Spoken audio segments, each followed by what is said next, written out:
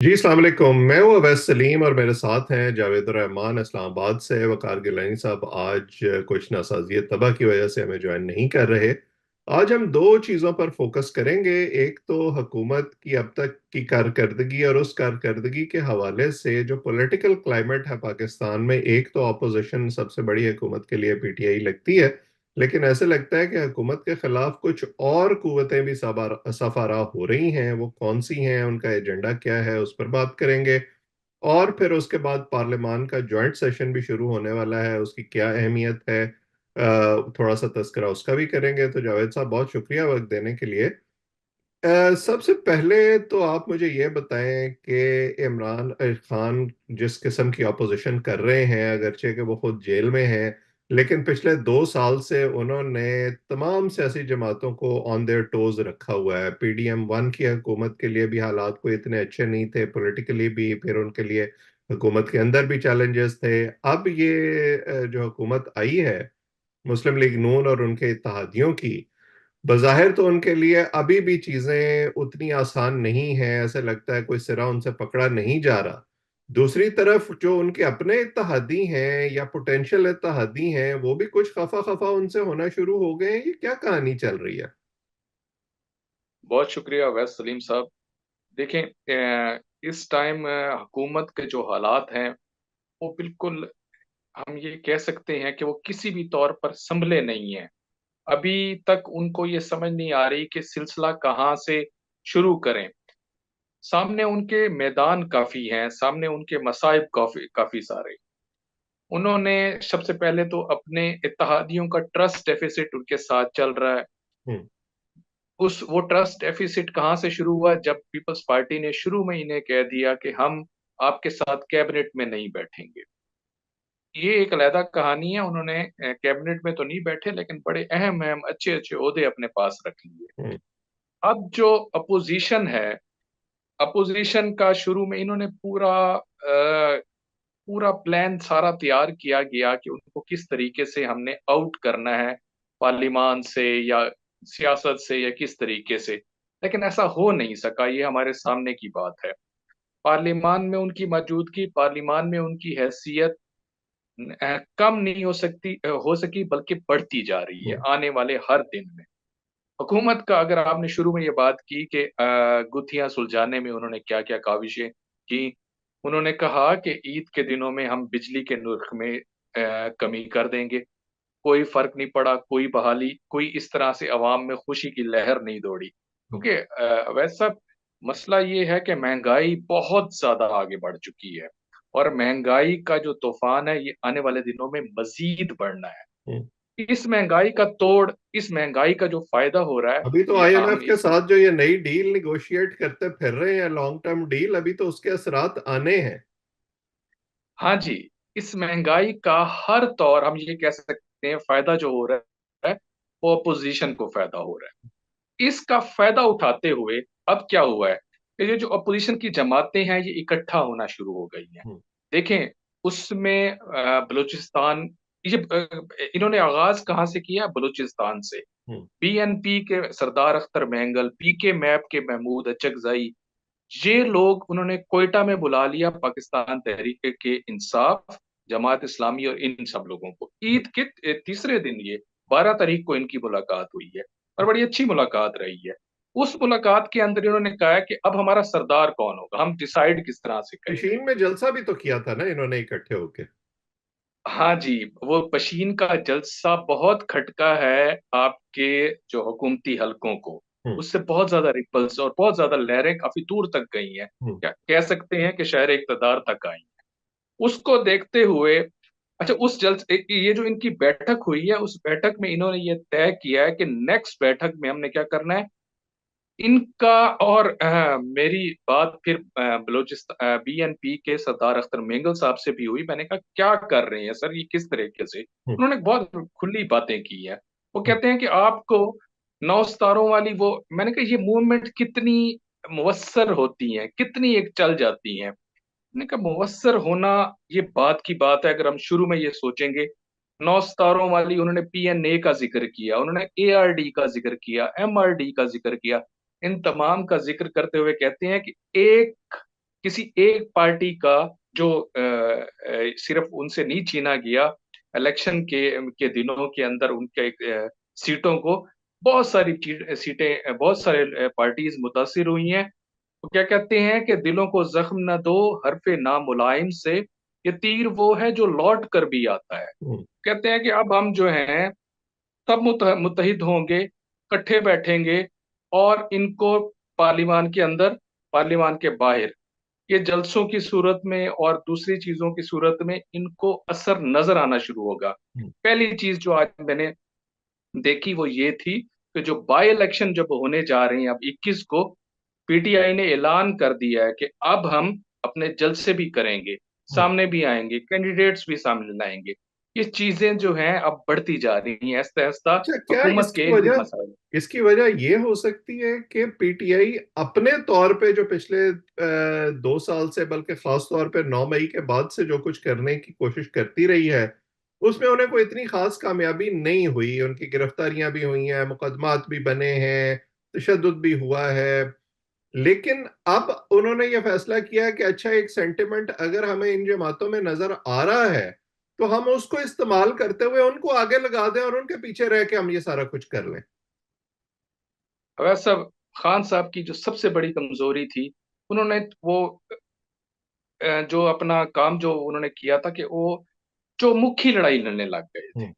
उन्होंने कहा कि मैं सरदार अख्तर मेंगल से भी लड़ूंगा, महमूद चगजई से भी, जरदारी से भी, नवाज शरीफ साहब से, हर किसी के साथ उनका वो वैसे था। आपने बड़ी मेहरबानी की है कि आपने उनके दुश्मन सिर्फ मुल्क के अंदर तक रखे हैं, वो तो पूरी दुनिया से लड़े हुए हैं अपने तई।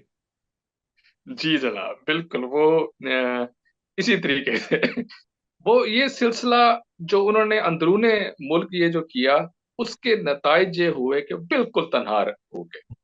इसमें कोई शक नहीं कि अच्छा रिजल्ट आया, इससे भी अच्छे रिजल्ट आ सकते थे। सियासत से वो खुद आउट हुए, पार्लियामान से बाहर जाके बैठ गए, फिर पार्लियामान में अंदर आने के लिए जितनी काविशें की, उन्होंने कहा अब वापस नहीं आ सकते।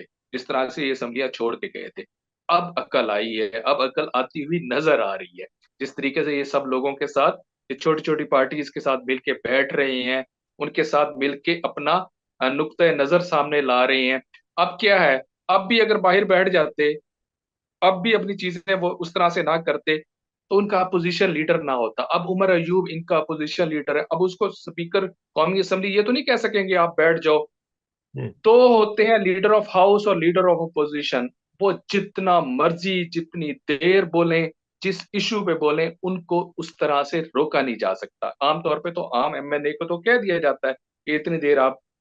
अब इन्होंने खुल के खेलना है, अपनी बात करनी है, और हुकूमत के लिए मसाइल आने वाले दिनों में मजीद बढ़ते जाएंगे, ये हम्म। देखिएगा आप। तो मुझे यह बताएं, हमारे यहाँ जब भी इस तरह की कोई हुकूमत मुखालिफ इत्तेहाद बनता है, तो एक जो स्पॉटलाइट उस पर पड़ती है वो ये होती है कि क्या इसको हमारी जो मुक़्तदरा कुव्वतें हैं उनकी हिमायत हासिल है या नहीं है, कहीं दर पर्दा। आपको क्या लगता है इस हवाले से? क्योंकि हम कहीं ना कहीं ये भी अब चह में गोइयां शुरू हो गई हैं कि शायद बजट के बाद जो है वो हुकूमत ही तब्दील हो जाए। देखिए वैसा जब डॉट्स को कनेक्ट करते हैं कि किस तरह से इतनी इनको आज़ादी मिलती जा रही है, किस तरह से बड़े सुकून से ये जो लोग मिल रहे हैं, और क्या ज़रूरत पेश आई कि गड़ी खुदा बख्श में बिलावल खड़े होकर कह रहे हैं कि मफाहमत होनी चाहिए, पीएनए 2 नहीं बननी चाहिए। आखिर हीट महसूस हो रही है, इनको हीट सियासी पार्टियों से महसूस होती हुई नजर नहीं आ रही। इनको हीट जो इशारा आपने किया है वहां से इनको तकलीफ होती हुई नजर आ रही है। इनको क्या कह सकते हैं कि ऐसा लग रहा है कि हमारे लिए कोई चीजें हम हमसे संभल नहीं पाएंगी। बजट आना है, बजट में तो इनके लिए ज्यादा मसाइल खड़े हो जाने हैं। उसके बाद जो आप कह रहे हैं कि हुकूमत किस तरह से चलेगी, हुकूमत के चलने की तो नवाज शरीफ साहब से, बल्कि शहबाज शरीफ साहब से पूछा गया कि किस तरीके से ये चलेगा। नवाज शरीफ साहब वैसे साइड पर हैं, आप इनको लेके कैसे चलेंगे? आपके सामने ही बहावल नगर का जो पिछले दिनों वाकया हुआ, कहीं सामने हुकूमत नजर ही नहीं आ रही थी कि किस तरह से कोई जवाब दे पाए। सामने आए, एक ट्वीट आया ख्वाजा आसिफ साहब का, उसके अलावा कहीं कुछ ऐसा नजर नहीं आ रहा था। ऐसी चीजों में ये हुकूमत की निशानदेही कर रही होती है, हुकूमत कमजोर है। उसके हाथ पांव मजबूत नहीं है। देखिए, वो अंग्रेजी में कहते हैं this is what you bargained for. ये तो वो डील है ना जो ली है इन्होंने हुकूमत में आने के लिए। और मेरी खबर इस हवाले से ये है कि ये ऐसे ही होना था। ऐसा नहीं है कि एस्टैब्लिशमेंट कोई अपने ओरिजिनल प्लान से पीछे हट गई है या वो हुकूमत बदलना चाहते हैं। ओरिजिनल प्लान ही ये था कि इलेक्शन करवा के हुकूमत बनवा के फिर वो थोड़ा थोड़ा बैकग्राउंड में जाएंगे और बोझ शिफ्ट करेंगे हुकूमत पर कि अब आप डील करें इन सबको।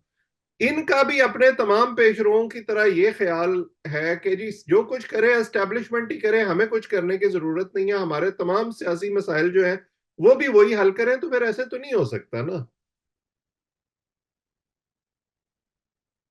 मैं मदद खा हूं, आपकी आखिरी बात सुन नहीं सका, आवाज में थोड़ा सा जी, मसला मैंने हुआ। कहा कि जो प्लान था वो यही था कि एस्टैब्लिशमेंट इलेक्शन के बाद एक सेटअप जब बन जाएगा तो वो थोड़ा बैकग्राउंड में जाएंगे और हुकूमत को जी कहेंगे कि आप ये सारा कुछ डील करें। वो बोझ उन पे डालेगा। अब हुकूमत ये चाहती है कि उनके तमाम मसाइल, सियासी मसाइल हों, माशी मसाइल हों, हर किस्म का मसला वो हल करके दें इनको। तो फिर ये तो मुमकिन नहीं है ना। ये तो वैसी ही खाम ख्याली है जो इमरान खान साहब को अपने वक्त में हो गई थी। जी बिल्कुल, आप ठीक कह रहे हैं कि ये चीजों के इशारे हम इस तरह से देख सकते हैं कि अब ये कल से आप देखिएगा कुछ कि खान साहब को केसेस से किस तरीके से निजात मिलती हुई नजर आती है। और धूम धड़क्का आप देखिएगा ये जो आने वाले दिनों में पार्लियामेंट में होना है, ये किस तरीके से चीजों को, और ये सारे इशारे इस तरफ जाएंगे कि हुकूमत कमजोर पड़ती हुई नजर आएगी। फिर वो कहेंगे क्या क्या सबब ढूंढा जाए हम्म। आगे। शुरू में आपने बात की आईएमएफ की, आईएमएफ का तो ये जो अभी तड़का नहीं लगा और अभी से लोगों के जो बिल्स आए हैं उनकी चीखें निकल रही हैं, उसके बाद क्या होना है। बहुत सारे मामलात हैं जिसकी वजह से अपोजिशन मजबूत होती हुई नजर आ रही है इनके हम्म। सामने।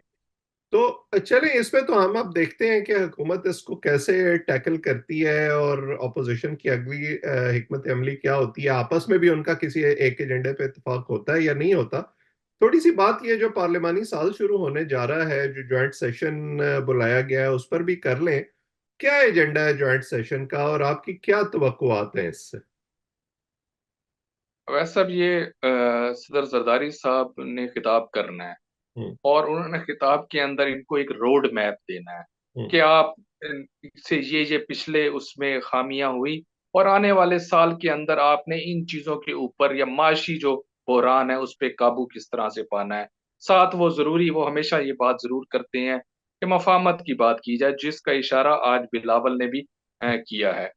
ये बिला जरदारी साहब ने तो ये बातें जरूर करनी है, लेकिन मेरी जो इतलाहात हैं उसके मुताबिक अपोजिशन ने एक बात भी नहीं सुननी। उन्होंने शदीद एहतजाज करना है अपने पार्लियामेंट के अंदर जॉइंट सेशन के दौरान, और उन्होंने रिहाई का मुतालबा करना है और उन्होंने अपने मैंडेट का जिक्र करना है। तो ये आप देखिएगा जॉइंट सेशन इसी चीज की नजर हो जाएगा।